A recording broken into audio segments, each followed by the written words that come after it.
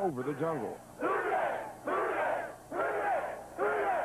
And the parties will last way into the night, because this is the night the Bengals dance in the jungle.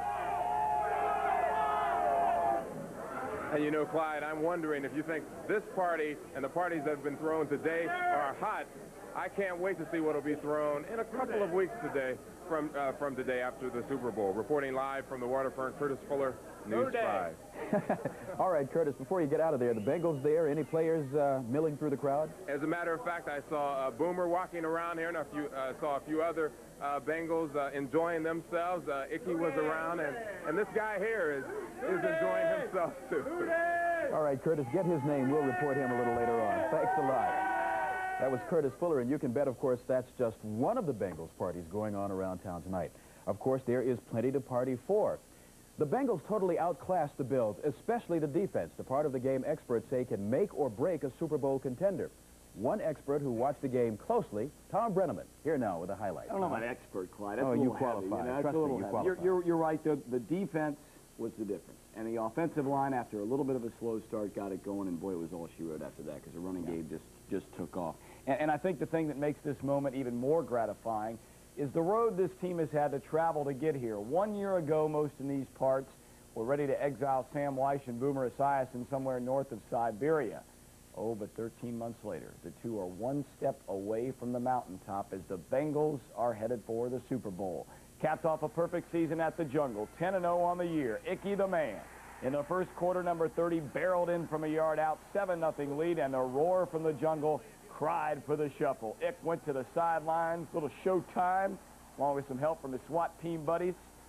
I like this part. They've added this on. That's pretty big. Second quarter, with a score tied at 7. Boomer, the perfect loft to James Brooks in the end zone for 6 more. 14-7, a lead they were never to relinquish. The defense, as we talked about, phenomenal. Shut down the Bills' attack in every way. They picked off Jim Kelly 3 times in the game, and a celebration time at the end. Sam getting the better Fulcher here. 21-10 the final at the Great jungle. win for our team. It's from Paul Brown, through the Brown family, and through our scouting department and our position coaches that don't ever get enough credit, and the players that went out there under really some adverse circumstances. We've got more coming up in sports in about 10, 15 minutes from now. Carl Zander will join us live from the water. All right, just to get it on the record, this is not a statement of support for the Bills. This just happens to be what matches the suit. I'm worried about that myself. We'll get to that later. Trust me, I'm a Bengals fan. All right, Tom, he'll be back later on with more in the way of highlights. Of course, for some fans, those highlights are even more vivid tonight because they were in the jungle to see the game firsthand. And they celebrated the biggest win in this town in a long time. News 5's Jerry Springer was one of the fans, one of the biggest fans at the stadium, and shows us the good times in the jungle. As almost 60,000 people poured into the stadium this morning, there was a spirit of giving in the air. While scalpers were getting more than $100 a ticket, a little boy got to see his first Bengals game absolutely free. I had a sign up saying I need 2 tickets, and a guy came up and he said, "How many do you need?" I said, 2, and he just stuffed them in my hand. I said, "What do you want?" He said, "Absolutely nothing. They're yours." I don't even know who he was. Quarterback Boomer Esiason made another little boy's day by tossing him a football. I was watching the Bengals warm up, and he came in and he said, "You want a ball?" And I said, "Yeah," and he threw it to me. Maybe the game is bringing out the best in people, but I tell you what, let's get back to what's really important. The game. Foo Day! Come on!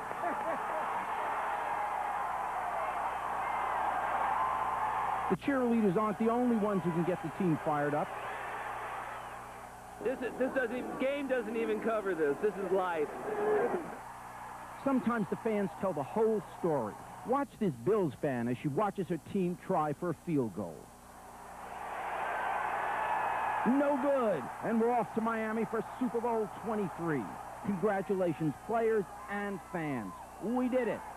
Jerry Springer, News 5. And in 2 weeks, we'll hopefully do it again when the men of the jungle invade the beach. Well, you can bet somewhere tonight somebody is paying off on a bet, but it's highly unlikely anyone made the bet Mark Asbach did. He promised fiancée Phyllis Speed he'd marry her if the Bengals went to the Super Bowl. So today, he popped the question.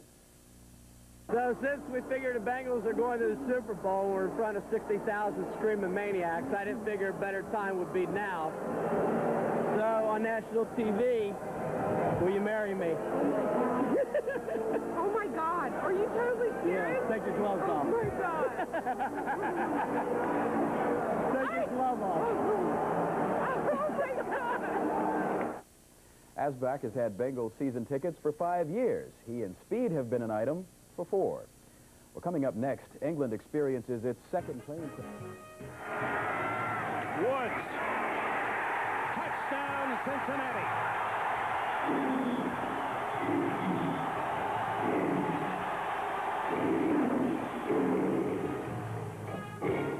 Right side. Let's look at Clyde.